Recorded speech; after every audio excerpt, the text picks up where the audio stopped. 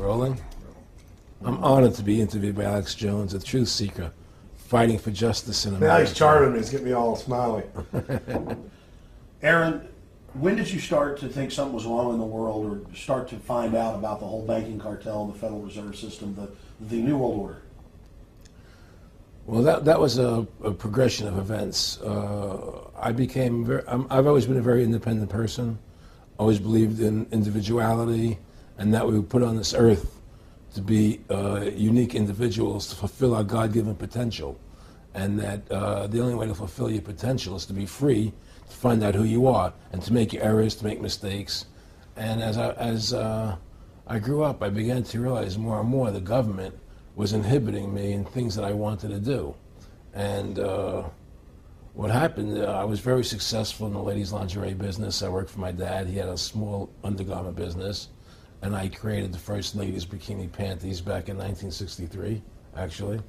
And then I opened up a nightclub in Chicago called the Electric Theater that opened up the day Martin Luther King was assassinated. Wow. Right? And so the city of Chicago was in flames the day my club opened. Wow. And nobody came out to the club. And well, what happened was that that was the year of the Democratic Convention in Chicago in '68. And so my club became a hangout for the hippies, you know, and because they wanted to go to Chicago and protest what was going on. And I was having a concert at my club one night to raise money, and the police raided the nightclub, my club, for no reason at all. And I was standing outside in my office overlooking the street, and I saw all these paddy wagons pulling up in front of my club. And I was a 24-year-old kid. You know, I had no experience at all, really. So what are these paddy wagons doing here? And then I saw all these cops getting out of the paddy wagons coming into my club. I said, oh my God, they're raiding me. And so I ran down to the stage, and I got on the stage, and I stopped the band from playing. And I said to the people in the audience, we're being raided, you know, so sit down on the floor, cooperate, and pull out your identification and cooperate with the police. And as I said that, two of the cops from behind threw me onto the floor and grabbed me and started dragging me out of the club. I'm going, you know, victory, victory, you know, playing it for what it was worth at the time. I was a kid. And then I saw the fire department there, and the fire department was dumping garbage cans, the garbage all over the floor. And I thought to myself, well, why are they doing that? You know, very quickly as they were dragging me out. And I didn't quite understand it. So they threw me into the paddy wagon. As I got into the paddy wagon, one of the cops grabbed my testicles from behind and squeezed, and I went into the paddy wagon in gigantic pain. And the next person that came into the paddy wagon, the cop, as he was stepping in, the cops took the billy club, smashed him on the head with it, and just split his skull, you know, for no reason. I mean, there was nothing wrong. So that was kind of your wake-up. That was my awakening. Like, what is going on? I thought this was America. So I initially blamed it on Chicago and made a daily thing. It was Chicago. And anyway, it was the headlines of the newspapers the next day. You know, that was my picture in the newspapers, the headlines, Electric Theater short-circuited, it was raided. And in the article, they went ahead and they said that the reason they raided the club was because the fire department came there and saw it was messy, full of garbage, and the hippies started attacking them, which was totally not true. Those dirty hippies? It was totally false. You know, it was a complete fabrication. So they ran a false flag on you. They framed you. Yeah, of course. You know, and I was in shock. I said, people lie like that? People actually do these things? I couldn't believe it. You know, it was an awakening to me. And I went on television, I told people on television that they lied. Nobody cared. Nobody cared what the truth was. You know, it was shocking to me. And then a week or 2 weeks later, I forget exactly what it was, two cops come to see me, a lieutenant and a sergeant, a captain and a sergeant. And they said, Mr. Russo, we're sorry if you got hurt that night at the club in the raid, but we're here to tell you that if you want to keep the club open, it's going to take $2,000 a month, and we're going to come see you once a month, and whenever we have to raid you, we're going to call you, you know, and we'll let you know we're going to come in tonight and raid you. This was mafia. Well, the police mafia, Yeah. you know. And actually, it was actually more interesting than that. They said, listen, there's the A plan, there's the B plan, and there's the super deluxe plan. And this one will cost you, each one will cost you that much money a month. Which one do you want? What was the super deluxe? That's the one I took. That was a $2,000 a month plan. And I took that plan, and I paid them $2,000 a month, and they left me alone. And whenever they were going to raid the club, they would come there, we're going to have a phony raid tonight, you know, just to look good for the people in the neighborhood, you know. So that was your first big education. That was my education into corruption in government, you know, but I really thought that was basically Chicago. I didn't realize it was the whole country was like that. And so that was my wake-up call, that people lie and cheat and steal. And I thought everybody was always honest and nice and decent, and I had no idea about any of these things. Finally, one day they came to me, and they said, look, we can't take your money anymore. I said, why, what's up? What's going on? I said, we have to close your club. There's elections coming, and the aldermen in the neighborhood don't want you open anymore. So we can't take your money. So I had to go to court and fight them, and they were trying to close the club. And then one night there was a fire, and the club never reopened again. The club just closed, and that was the end of the club. And they burned me down. And that was the end of my experience. And then I moved back to New York, where I met Bette Midler, and I ran into her at a little nightclub she was playing called the Improv, and I thought she was fabulous. And through a series of events, I began managing her. And as soon as I started managing her, her career took off like a rocket. You know, it was just fortuitous, I guess. And we became very, very successful. And through managing Bette, I started producing shows on Broadway where I won the Tony, and I produced a television show where I won the Emmy with Dustin Hoffman and Bette, you know, and then I produced The Rose for her, where she got Academy Award nominations. Wow.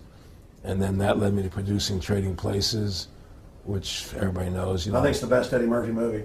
Well, it's a good one. I don't know if it's the best, but it's a really good one. And I'm very proud I made that movie. And so in my mind, I feel as if I've made a classic comedy in Trading Places, a classic musical in The Rose, and a classic documentary in Freedom to Fascism. You know, so I'm very proud of my work that I've done as a filmmaker. Back in the late 80s, I was a pretty big silver trader and gold trader. And I don't think I've ever told this story on tape before. I was a pretty big silver and gold trader.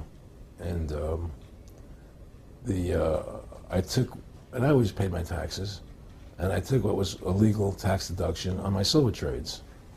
And a few years later, I think it was 88 or 89 or something, the IRS claimed that what I did, and other people did as well, was now illegal. We couldn't do it anymore. But they made it retroactive. I said, what do you mean retroactive? It was legal then. I did what was legal. He said, yeah, but it's now we're making it illegal retroactively. And that's not good. So you owe us $600,000 or $800,000. For what? It was legal. How could you make something retroactive? Change the law backwards in time. It makes no sense. Well, we're doing it. And so everybody said they can't do that. So we went to court, a class action lawsuit. And the judge agreed with the IRS and said they could do it retroactively. And that's when I knew that there was something wrong in America with the IRS and the system here, you know. Aaron, you were telling me this story last night, and before you even finished saying, in the late 80s, the tax law, I said retroactive. And I knew that because they literally ruined my dad, but he paid.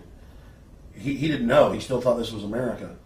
And it was legal tax law, what you're supposed to do. They said retroactively you owe, and with, not just retroactive, but they said you also have penalties and interest. That's right. So how do you have penalties and interest on something when they retroactively change the law? Well, first of all, they can't retroactively. How can you do anything retroactively? Penalties and interest are a farce. The whole thing, because they do whatever they want to do. And that's when I realized America is not America. It's not the land that I was taught it was. Because they can do whatever they wish to do. And there's nothing the citizen can do about it. You've made America Freedom to Fascism. I want to walk through that film, and I want to encourage everybody out there to get a copy of it on DVD. It was also in theaters around the country, and I think the best film out there on the Federal Reserve and the IRS and the whole banker scam. And I want to discuss that with you here But I wanted to go back a little bit to the point that we discussed last night, where you don't advise people to not pay. And I do the same thing. People say, well, wait, you're saying it's a scam, but you're saying go ahead and pay it. And I like the way you summed it up. Well, it's really fairly simple. I mean, since making that movie, many people come to me and ask me whether they should pay their income taxes or not, and I never advise people not to pay. And the reason I tell them, I said, look, I've done a lot of research. The Supreme Court has ruled that the IRS has no authority. The 16th Amendment did not give the IRS the authority to tax your labor and your wages. That's a fact. All right, the Supreme Court is the law of the land, and the IRS does not trump the Supreme Court.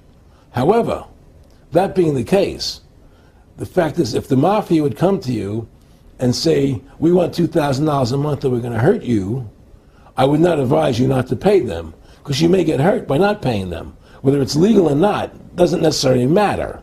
You're going to get hurt if you don't. It's the same thing with the IRS. They can hurt you. They can put you in jail. They can torture you. So if you don't pay them, you may get hurt. So I never advise people not to pay. I tell people, yeah, pay your taxes. Look what happened to Congressman Hansen. Yeah, Congressman Hansen's a great example. Pay your taxes. But you know what? Shut down the Federal Reserve System, and eventually you won't have to pay those taxes anymore. See, the IRS is a symptom of the problem. The real problem is the banking industry and the bankers in this country. That's where the real problem lies. That's the root of our problem. That's why we've lost America. Okay? So yeah, pay your taxes, because if you don't pay them, you might get hurt. And I've heard all the arguments, what tax protesters say and so on and so forth. And I don't call them tax protesters. I call them the tax honesty movement, because they're being honest, at least. But the fact of the matter is, you're being forced, you're being compelled to pay it, because you're facing jail sentences, you're facing time, you're facing corruption of the courts if you don't pay, right? And so you pay it, because you just like you'd pay the mafia. But with the mafia, at least you have the government to call and try and help you to get past the mafia, to protect you. Here you have nobody to protect you. The American people are living in a matrix. They don't understand the truth of how things are working in this country, And let me give you an example of what I'm talking about. The very fact is that if you ask 100 people on the street, what kind of government is America supposed to be? 99% of them will tell you a democracy. America is supposed to be a democracy. But that's a lie. That's an illusion. The word democracy is not written into the Constitution at one time. It's not in the Bill of Rights. It's not in the Declaration of Independence. The Founding Fathers hated the idea of a democracy. They thought it was the worst form of government there is. And I agree with them. Because in a democracy, 51% of the people control 49% of the people. If you're part of the 49%, you're not free. America was founded as a constitutional republic. And in that constitutional republic that we have, 99% of the people can't take away the rights of 1%. You have your rights because you were born with them. You have God-given human rights that nobody can take away from you. The government, the majority, no matter who they are, I can't take away your rights. And that's what our founding fathers gave us. But the psychological operations that they do to us, they make us believe that we're a democracy and that majority rules, you see? And they want you to believe that. Because then they tell you this poll says this many want this and this many want that and this many want this, and it doesn't have anything to do with anything. Well, Hitler was elected. Hitler was elected. Hitler did everything legally. And in a constitutional republic, a minority is protected against a majority. Wasn't it Benjamin Franklin, to paraphrase, that said democracy is two wolves and a sheep voting on what's for dinner? Exactly. And then he also said, in a republic, the sheep would have a gun to protect himself. And that's the truth. America is not a democracy, but you ask the most intelligent people what form of government America is supposed to be, they'll say a democracy. Because that's what they've been brainwashed. They've been psyoped into believing that. They believe that we're in Iraq. They believe we're in Iraq to promote democracy. The word democracy, you hear George Bush saying democracy means freedom. No, democracy equals New World Order. Democracy equals slavery. The word democracy is not synonymous with freedom. It's the opposite of freedom. Democracy is the worst form of government you can have because it's majority rule. And the government can tell you exactly what they want to tell you to do. Because the majority wants it. I don't care what the majority wants. I live my life as I choose. And if I don't commit violence, theft, or fraud against another human being, I can live my life as I wish. That's my choice. And if I'm allowed to make mistakes, because when you make mistakes, you learn from them. You grow as a human being. We're put on this earth to become the best individuals we can be, to fulfill our God-given potential. Right? We're not here to put on this earth so that the government can tell us how to live our lives and what we must do. We put into these systems and these paradigms. No. The same thing in health. You know, if you're sick, you have to have a certain protocol. Nonsense. You know, be individuals. Think for yourself. Have critical thinking. You know? And so what's happened is that because they've taught everybody that we're a democracy, which is not true, now, so then in 1913, they bring the Federal Reserve System into being. Right? And now you have this Federal Reserve System, which then in 1913 got the right to create money for the government. When before that, the government created its own money. Now the government, when it needed money, had to borrow it from this private bank called the Federal Reserve, which is a private bank owned by individuals, incorporated in Delaware.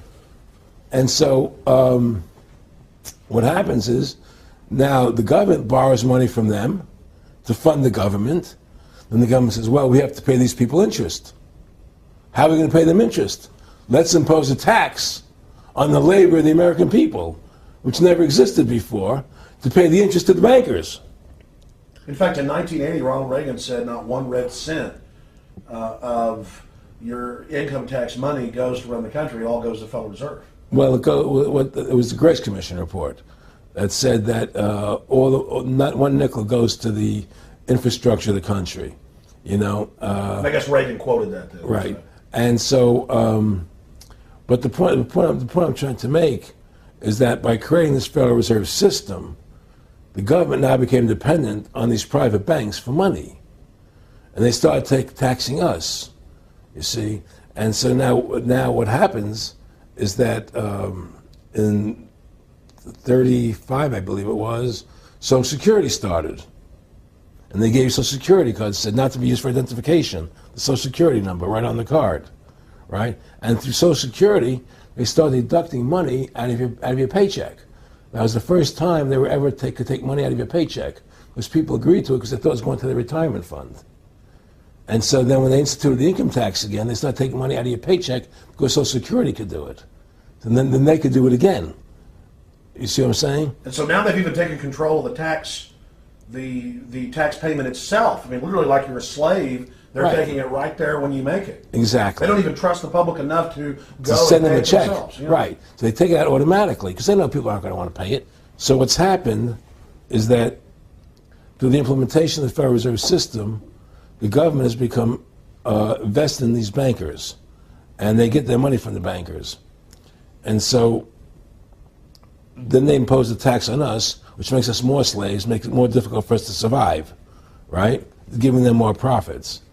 And now what's happened is that through the Federal Reserve System, the bankers have pretty much taken control of our government. It doesn't matter Republican and Democrat anymore, because they're both the same. Neither one of them are talking about shutting down the Federal Reserve System or stopping the payment of taxes, you know, or any of the big issues that face Americans, right? So I had a friend, Nick Rockefeller, okay, who was one of the Rockefeller family, and he, when I was running for governor in Nevada, he came to me, introduced himself to me through an attorney, and we became friends. We started talking about things, and I learned an awful lot from Mr. Rockefeller. And one of the things that we used to talk about was the ultimate plan of the banking industry, what they wanted to accomplish. And the goals of the banking industry, not just the Federal Reserve System, but the private banks in Germany and England, all over Italy, all over the world, they all work together. They're all central banks, and they're all part of the Communist Manifesto. You know, central banking is one of the major planks of the Communist Manifesto. We talk about America being a capitalistic country, but yet at the same time we have a central bank that plans everything for us, right? And the graduated income tax is another plank of the Communist Manifesto, right? So right there, you have two major planks of the Communist Manifesto that have been brought in because of the Federal Reserve System, okay? So the ultimate goal that these people have in mind is the goal to create a one-world government run by the banking industry, run by the bankers, and they're doing it in sections. The European currency, the euro, and the European Constitution is one part of it. Now they're trying to do it in America with the North American Union, right? And they want to create a new currency called the Amero, right? And the whole agenda is to create a one-world government where everybody has an RFID chip implanted in them. All money is to be in those chips, right? There'll be no more cash. And this is giving me straight from Rockefeller himself. This is what they want to accomplish. And all money will be in your chips. And so instead of having cash, anytime you have money in your chip, they can take out whatever they want to take out whenever they want to. If they say you owe us this much money in taxes, they just deduct it out of your chip digitally. Total control. Total control. And if you're like me or you, and you're protesting what they're doing, they can just turn off your chip. And you have nothing. You can't buy food. You can't do anything. It's total control of the people. And that chip's connected to a database that has your purchasing records, what you do, what everything, you sell. Everything is in there, you know? And so they want a one-world government controlled by them, everybody being chipped, all your money in those chips, and they control the chips, and they control people. And you become a slave. You become a serf to these people. That's their goal. That's their intentions. Eric, can you be specific about when you met Rockefeller, how it happened in these discussions? I met Rockefeller through a female attorney I knew who called me up one day and said, one of the Rockefellers would like to meet you. I had made a video called Mad as Hell, and he'd seen the video and wanted to meet me and knew I was running for governor of Nevada. So sure, I'd love to meet him. And I met him, and I liked him, and he was a very, very smart man. And we used to talk and share ideas and thoughts. And he's the one who told me 11 months before 9/11 ever happened that there was going to be an event. Never told me what the event was going to be, but there was going to be an event. And out of that event, we were going to invade Afghanistan to run pipelines from the Caspian Sea. We were going to invade Iraq, you know, to take over the oil fields, establish a base in the Middle East, and make it all part of the New World Order. And we go after Chavez in Venezuela. And sure enough, later 9/11 happened, and I remember he was telling me how how you're gonna see soldiers looking in caves for people in Afghanistan and Pakistan and all these places, and there's going to be this war on terror, which is no real enemy, and the whole thing is a giant hoax, you know. But it's a way for the government to take over the American people. He told you it was going to be a hoax. Oh yeah, oh yeah. There's no question. He says there's going to be war on terror, and he's just laughing. There's no who are we fighting? I mean, why do you think 9/11 happened, and then nothing's happened since then? Do you think that our security is so great here that these people who pulled off 9/11, who were able to can't knock down another plane? Come on, it's ridiculous. 9/11 was done by people in our own government and our own banking system to perpetuate the fear of the American people into subordinating themselves to anything the government wants them to do. That's what it's about, and to create this war, this endless war on terror. And that's why and that was the first lie. And the next lie was going into Iraq, you know, to get Saddam Hussein out with his weapons of mass destruction. That was the next lie. Now, specifically, this was a little over 6 years ago. This was 11 months before 9/11. Yeah. And Nick Rockefeller, who's a lawyer, he's become your friend over the previous years, and he's saying to you that there's going to be this big event, and then out of that we're going to have a war on terror, and it's just going to go on and on. Right, an endless war on terror without any real enemy. That you can never define a winner. And did he say that it's going to be perfect because you can't define an enemy? It just goes on and on? Yeah, because you can't define a winner. There's no one to beat, so it goes on and on forever. And they can do whatever they want. They scared the hell out of the American public. Look, this whole war on terror is a fraud. It's a farce. It's very difficult to say it out loud because people are intimidated against saying it. Because if you say it, they want to make you into a nutcase. But the truth has to come out. That's why I'm doing this interview. The fact of the matter happens to be that the whole war on terror is a fraud. It's a farce. Yeah, there's a war going on in Iraq because we invaded Iraq. And people over there fighting, you know. But the war on terror, it's a joke, you know. And until we discover what really happened on 9/11 and who was responsible for 9/11, because that's where the war on terror emanates from. That's where it comes from. It was 9/11 that allowed this war on terror to begin. And until we get to the bottom root of 9/11, the truth of 9/11, we'll never know about the war on terror. Aaron, you said that he was, and I think it's important, and I know this about the Rockefellers from Dr. Dennis Cuddy and many others who literally, you'll be 20 years old in a lunch line at college, and no, it's David Rockefeller. And they're experts at recruiting and getting what they call players, and that clearly he was, I want to make it specific and just get you to reiterate what you said last night about you got 30% of the vote, you were having an effect, you made mad as hell, they knew that you'd started the Constitution Party, they knew that you were somebody who was taking action and getting things done, you'd already made some big films, had a lot of other successes, so they were trying to recruit you, and didn't it come down to the point of, hey, we are here to recruit you, and don't worry, your chip's going to say, don't mess with us. You know, this guy's don't touch. Yes, that did happen. I was definitely being recruited, but it's more subtle than that. Well, in your words, just go through the process, and then what he said. Well, what it is remember, we were friends, and we used to go to my house a lot. We'd have dinner, we'd talk, and he'd tell me about business investments, how you get involved in, you know, or they would help me with this business investment or that business investment. And was I interested in joining the Council on Foreign Relations? You know, I would have to get a letter to join them, but was I interested in that? And, you know, just stuff, you know, leading you on. And I used to say to him that I never really did that because that wasn't where I was coming from. You know, as much as I like you, Nick, you know, your ways and my ways, we're on the opposite side of the fence. You know, I don't believe in enslaving people. You know, and he would come back with, "Oh, I do." Or? Well, it would be more like it's better for them. Well, it's more like how do I put it? It was like, what do you care about them? What do you care about those people? What difference does it make to you? Take care of your own life. Do the best you can for you and your family. What do the rest of the people mean to you? They don't mean anything to you. They're just serfs. They're just people. You know, it was just a lack of caring, you know, and that's just not who I was. It was just sort of like cold, you know. It was just like cold, you know. And I used to say to him, what's the point of all this? You have all the money in the world you need. You have all the power you need. What's the point? You know, what's the end goal? And he said the end goal is to get everybody chipped, to control the whole society.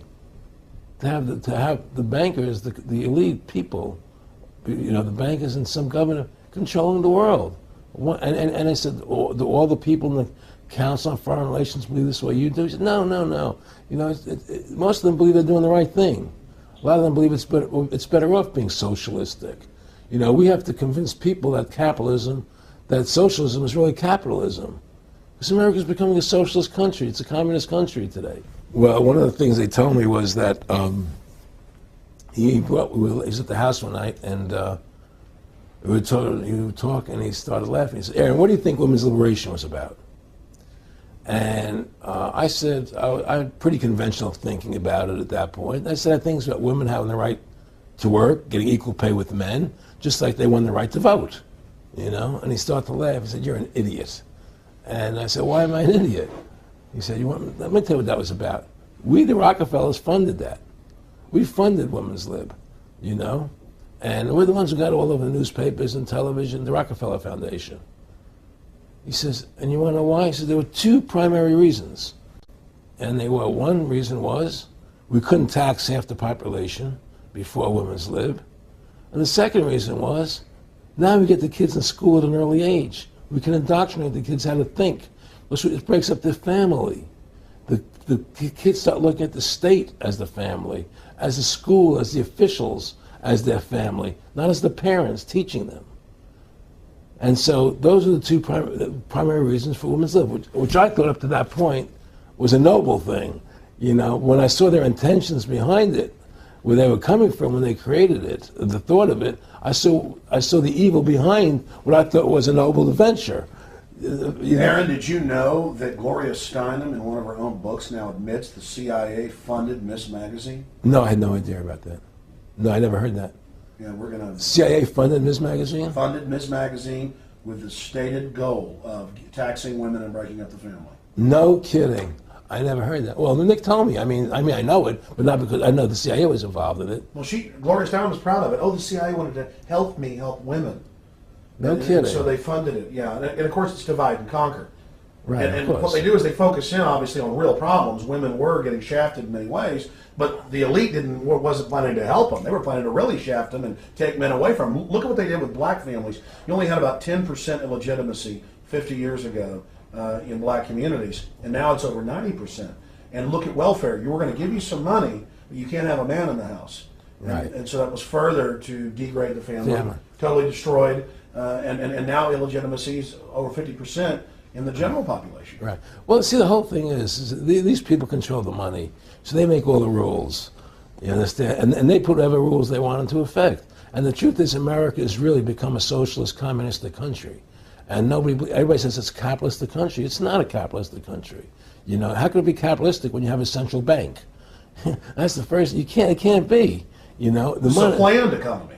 It's a planned economy. It's a phony. If they want to create prosperity, they just print dollars. They just make dollars or put digits into the economy, and now you have prosperity. You don't have real prosperity. You don't have real manufacturing. You just have money being injected in. It's an infusion of credit, which only makes the government go into more debt. Into more debt.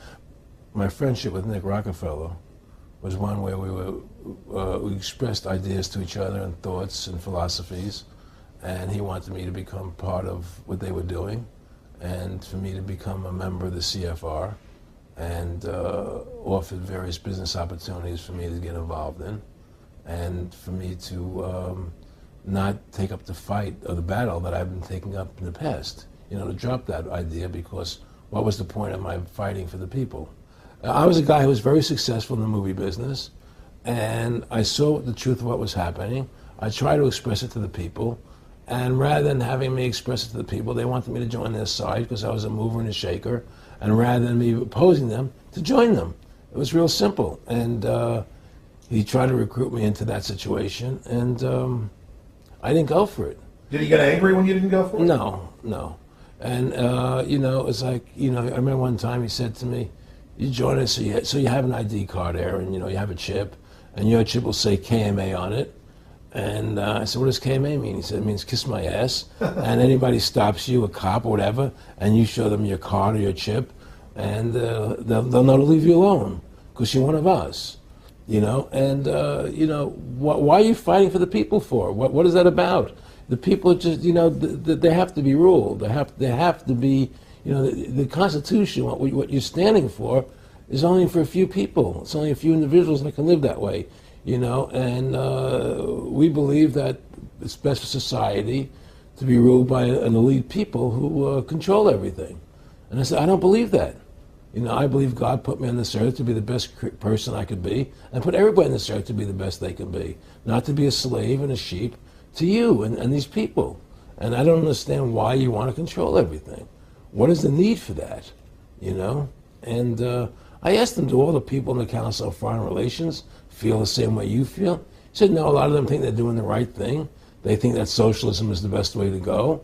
They think that, you know, that they're doing the right thing. But the people at the top, they all know the truth of what's happening. And that's what it is. So it's compartmentalized within the elite structure as well. Of course it is. Of course it is. I mean, all the people that are in the CFR, was that 2,000-3,000 people? I forget, like Dan Rather. They don't know what's going on. They join the CFR because it's prestigious. They think it's good for business. It's good for this. You know, they don't know what's really happening. You know, the evil that comes out of it, that's emanating out of it. You know, and to me, you know, the biggest evil is what's happening right now because what happened on 9/11 is a phony, and we've never learned the truth about 9/11. That's the question I wanted to follow up on. He tells you 11 months before there's going to be an event, all this is going to happen. What did you think on the morning of 9/11? Where were you, and did you think about Nick Rockefeller and what he had told you when you saw those towers fall? No, I was actually in Tahiti when 9/11 happened, and I got a call from my son. And my son said, the Twin Towers, they were just attacked, and they were falling down or something. So what are you talking? I was in Tahiti, I was asleep. And he says, yeah, they were hit by a plane, da, da, da, da. And so where I lived, where I was in Tahiti, there was no television, so I had to run around the other side of the island to a hotel where they had, and it was all on television, and that's when I first saw the stuff on TV about it. And I didn't immediately equate it to Nick, but when I realized that we're going to go into Afghanistan, Iraq, and as that developed, I realized what it was. I mean, to me, I see people like Bill O'Reilly on television, right? And I see how much they control the media. Like there's this girl on Bill O'Reilly the other night from an organization saying the world can't wait. And this girl was spot on. Everything she was saying was the truth. And all Bill O'Reilly could do was call her a lunatic. He couldn't challenge the facts.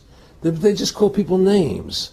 They can't, and until we just find that, look, this world, we're heading into a world of danger, possible nuclear wars, because the banking industry is trying to take over the world.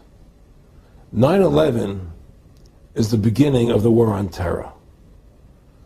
That war on terror is leading us into Iraq, which is the next lie. So you had the lie of 9/11, how that happened.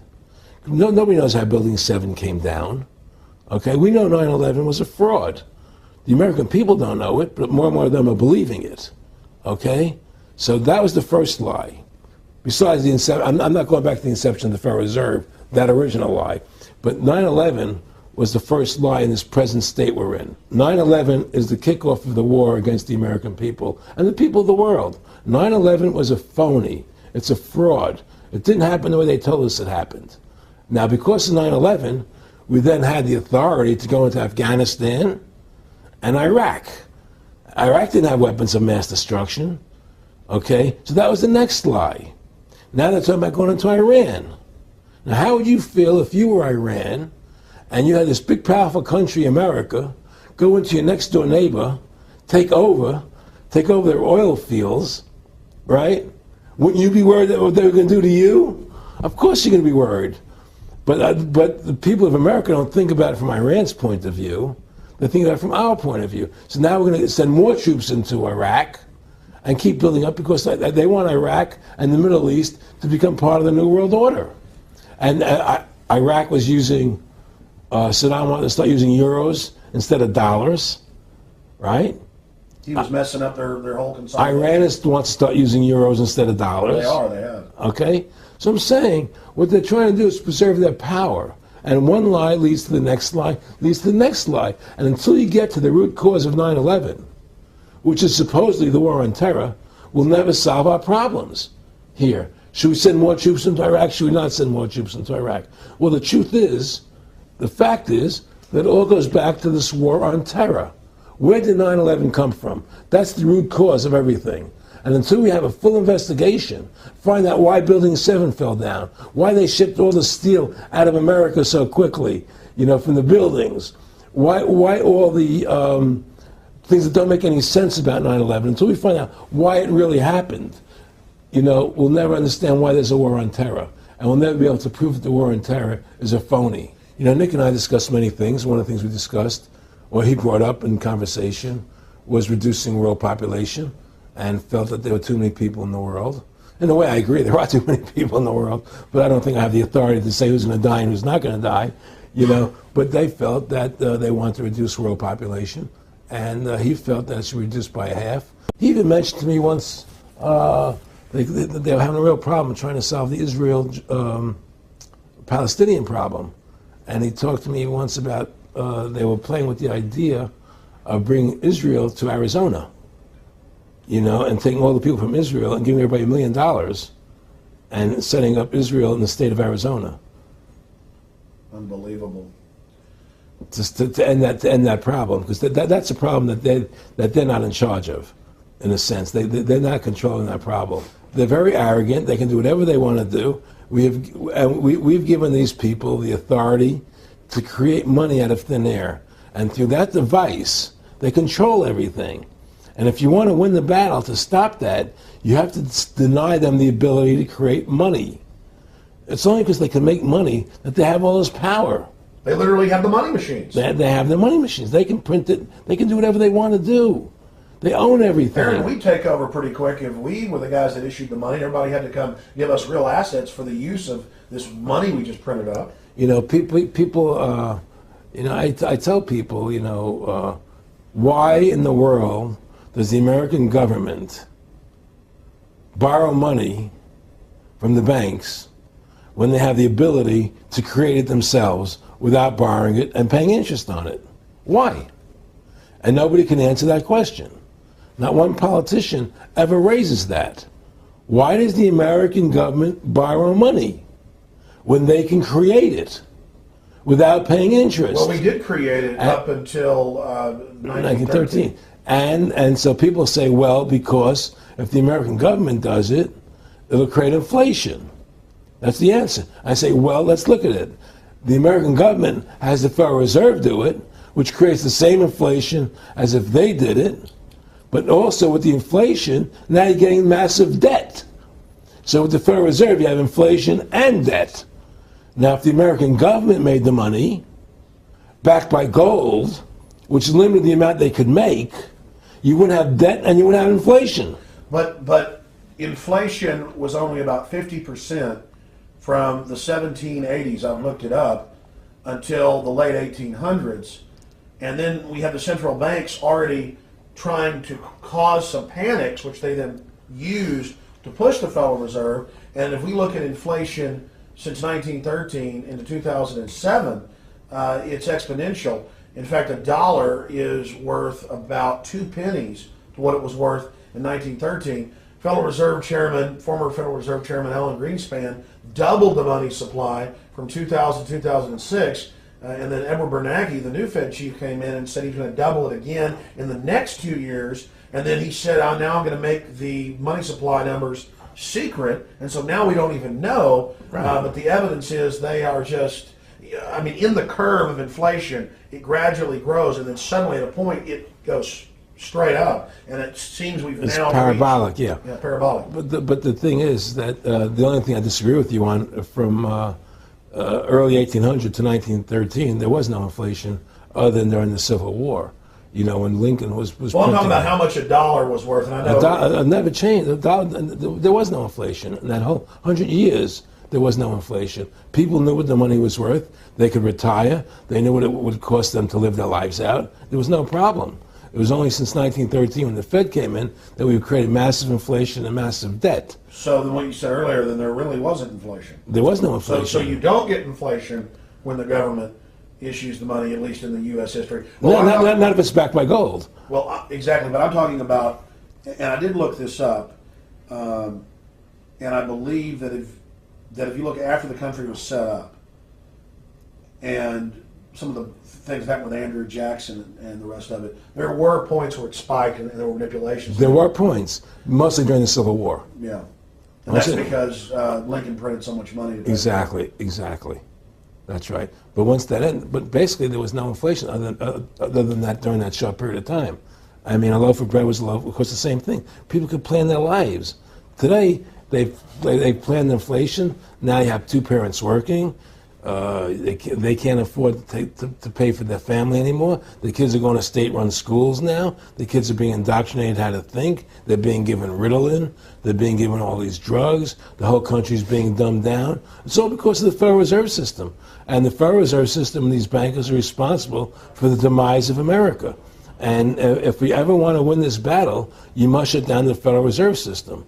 And we must shut down these bankers and restore sound money to this country. Will you talk a little bit about some of the families that own the private Federal Reserve, the stock in it? And I mean, obviously, you say you're not a big expert on Bilderberg Group, but you talk about how it's the same system worldwide. It is the same families. They meet and kind of set the policy each year, and then it goes to the Royal Institute of International Affairs in England, it goes to the CFR in the U.S., and then these are their management bodies where they wield control, really the de facto Congresses over the nation. So, I mean, I would like you to speak some about the families that own and run the Federal Reserve, and if you can't connect it into these other international bodies duplicating it. I can't speak to those families because I can only speak about, what I know for fact. Everything else is speculation, and I don't like to speculate.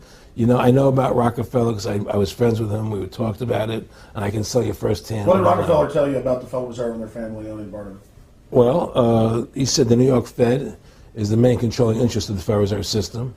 They control the bulk of it. So the New York Fed is really the Federal Reserve System. Even though there's 12 different banks, it's run by the New York Fed. And the New York Fed is basically the Federal Reserve System. So who's ever running the New York Fed is where, and the families that control it, control the New York Fed. And they're the main engine behind the Federal Reserve System. And that's a wing of the Bank of England. Well, the Bank of England and the Federal Reserve are partners. And the Bank of England is a private bank.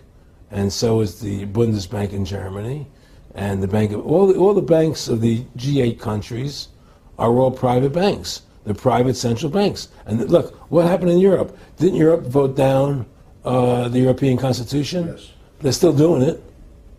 Didn't they vote down the Euro? They're still doing it.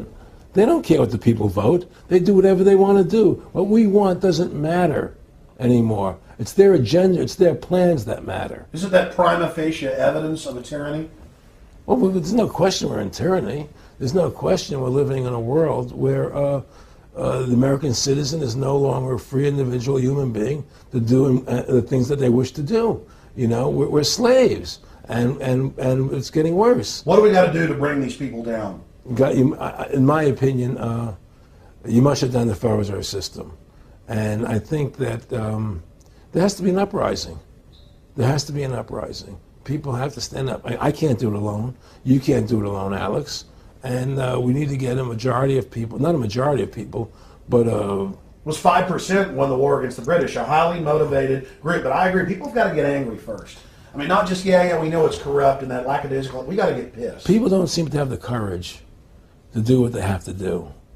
I want to say you've got a lot of courage. Well, thank you. I don't know if I have a lot of courage. I just have. Well, I want to thank you for what you're doing for my family. Well, I have a sense of conscience and I have a sense of justice. I get nervous about what I do, but I do it because there's no other choice. I couldn't live with myself if I didn't do it. But the fact of the matter is, I've ostracized myself pretty much from Hollywood. People are afraid to deal with me in Hollywood a lot because of what I do and the things I say.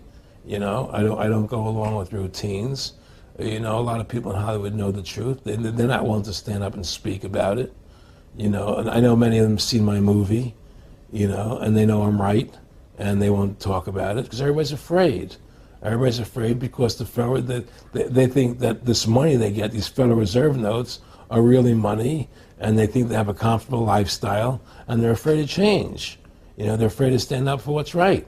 And until people are willing to stand up and have the courage to do what they need to do, it's not going to change.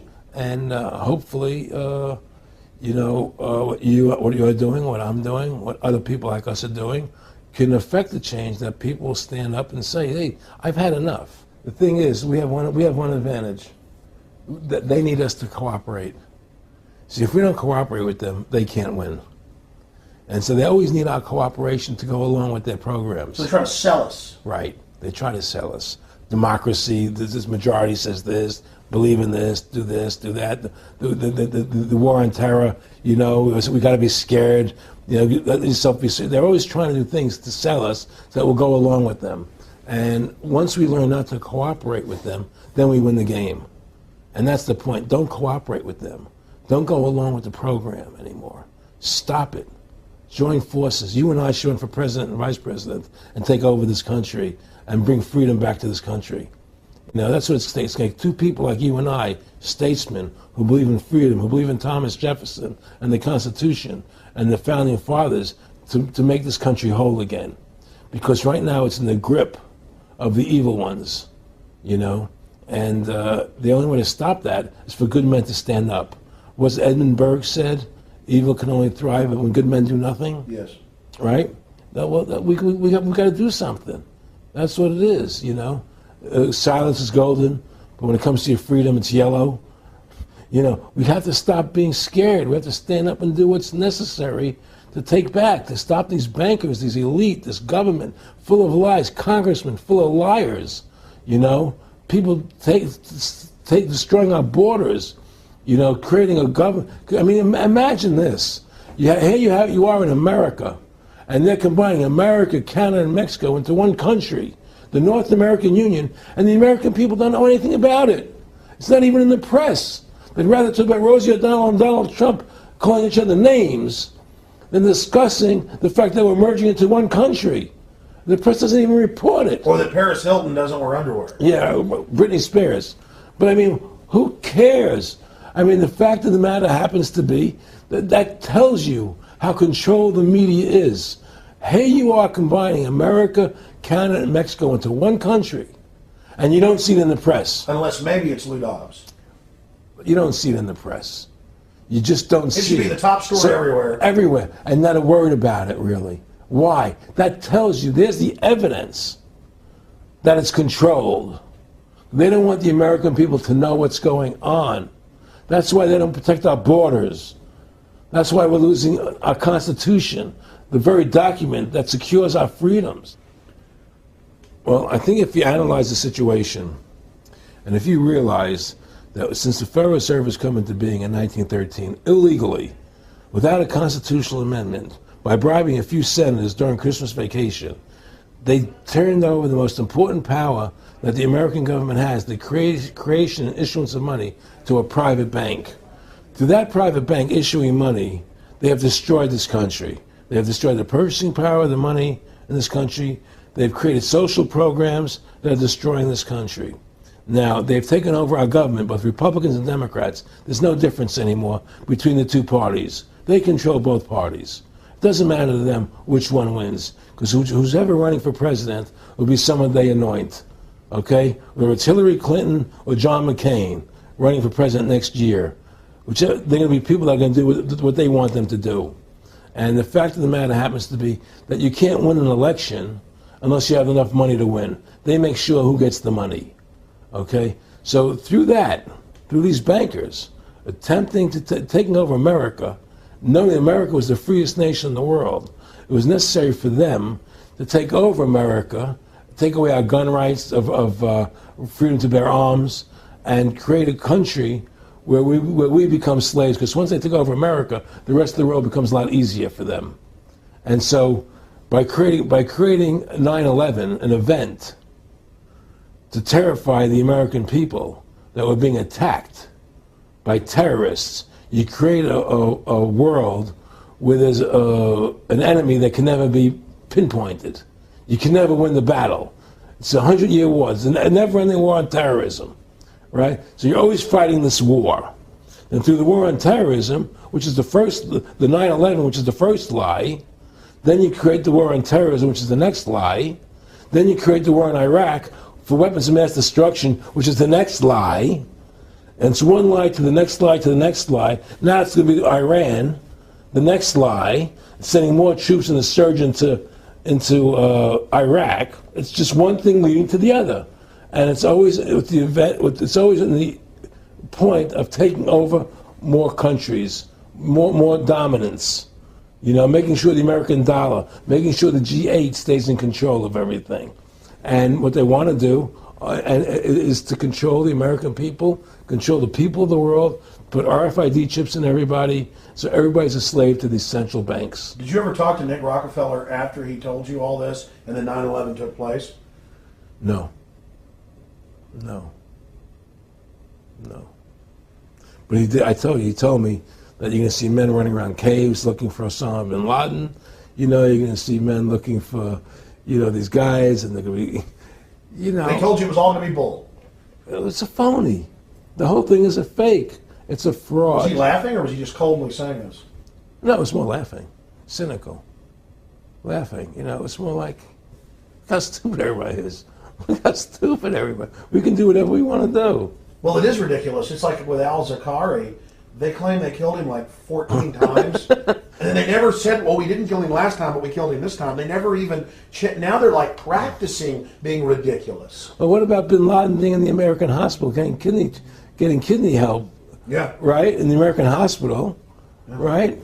They could, if they wanted Osama bin Laden, they could have gotten him. Oh, yeah. He was right in the American, after the Cole. Well, every time our troops really would catch some Taliban leaders, they would be ordered by the generals to let them go. That's come out in the newspapers, but only here or there. And they kept going, and then Pat Tillman was complaining about it, and then he got shot. I talked to his brother. Oh, you did? And then he got shot, and there was a big hero charging Al-Qaeda. No Al-Qaeda, somebody shot him in the back. Look, we're dealing with complete evil. We're dealing with complete evil. And until the American people wake up and say, we don't want this evil in our country anymore, and we want to come back to a country of decency and goodness and integrity and honor, we're going down that road. And that's what it's going to take. It's going to take people to stand up and say, we don't want to live in this kind of a world anymore. I believe we should pull all our troops out of Iraq. I believe we should leave other countries alone. Let other countries live their lives the way they choose to. Stop trying to spread democracy around the world, which is the worst form of government there is anyway. Restore our republic to what it's supposed to be. And go back to what the founding fathers gave us, and try and restore that, restore the republic. Like the point of everything is that we have to mobilize. Each one of us. You and I can't do everything, Alex.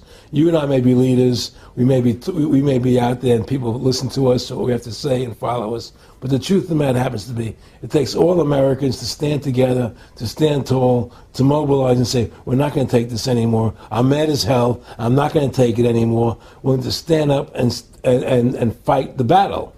And you and I can't do this alone. We're just leaders of the thing. But other people have to join in with us and stand side by side, shoulder to shoulder, and say, I'm not going to take it anymore.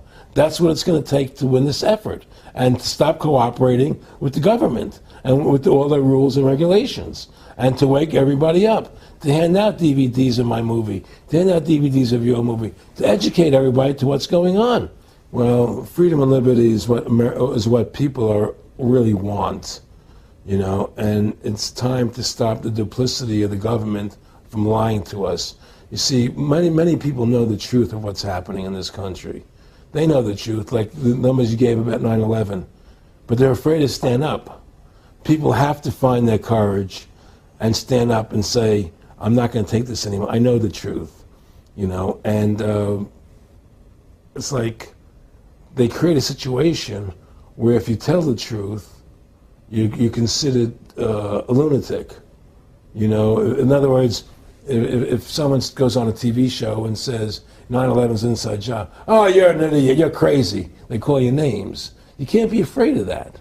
Well, it doesn't work anymore. They have no facts. Just calling you crazy doesn't make you crazy. Well, we know that. They also go get kooks who are kooks to put them on and then say they represent us. That's right, exactly. Another tactic. Exactly. And Bill O'Reilly's great at that. Sean Hannity is great at that. They just put people on who they can dominate, But why do you think guys like that, they're not stupid? I've talked to people that don't. They know the truth. Why do you think they decide to join the evil? That has to be in their hearts. I had the opportunity to do that, and then in my heart I couldn't do it. So it has. But how could you or I consciously be involved in something like putting AIDS virus in black Africans' vaccines? What the hell? It's like we're not good guys either. I don't think I'm like some special perfect person.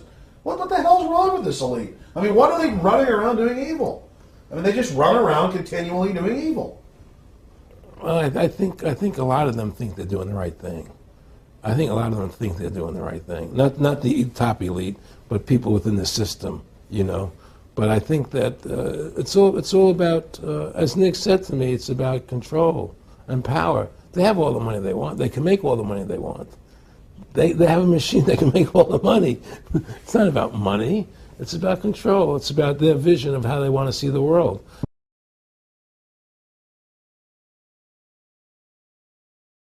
To me, I see people like Bill O'Reilly on television, right? And I see how much they control the media. Like there's this girl on Bill O'Reilly the other night from an organization saying the world can't wait. And this girl was spot on. Everything she was saying was the truth. And all Bill Riley could do was call her a lunatic. He couldn't challenge the facts. They just call people names. They can't, and until we just find that, look, this world, we're heading into a world of danger, possible nuclear wars, because the banking industry is trying to take over the world. 9/11 is the beginning of the war on terror. That war on terror is leading us into Iraq, which is the next lie. So you had the lie of 9/11, how that happened. Nobody knows how Building 7 came down. Okay, we know 9/11 was a fraud. The American people don't know it, but more and more of them are believing it. Okay, so that was the first lie. Besides the inception, I'm not going back to the inception of the Federal Reserve, that original lie. But 9/11 was the first lie in this present state we're in. 9/11 is the kickoff of the war against the American people and the people of the world. 9/11 was a phony. It's a fraud. It didn't happen the way they told us it happened. Now, because of 9/11, we then had the authority to go into Afghanistan and Iraq. Iraq didn't have weapons of mass destruction. Okay? So that was the next lie. Now they're talking about going into Iran. Now, how would you feel if you were Iran and you had this big, powerful country, America, go into your next-door neighbor, take over their oil fields, right? Wouldn't you be worried that what they were going to do to you? Of course you're going to be worried. But the people of America don't think about it from Iran's point of view. They think about it from our point of view. So now we're going to send more troops into Iraq and keep building up because they want Iraq and the Middle East to become part of the New World Order. And Iraq was using, Saddam wanted to start using euros instead of dollars, right? He was messing up their whole consumption. Iran wants to start using euros instead of dollars. They have. Okay? So I'm saying what they're trying to do is preserve their power. And one lie leads to the next lie, leads to the next lie. And until you get to the root cause of 9/11, which is supposedly the war on terror, we'll never solve our problems here. Should we send more troops into Iraq? Should we not send more troops into Iraq? Well, the truth is, the fact is, that it all goes back to this war on terror. Where did 9/11 come from? That's the root cause of everything.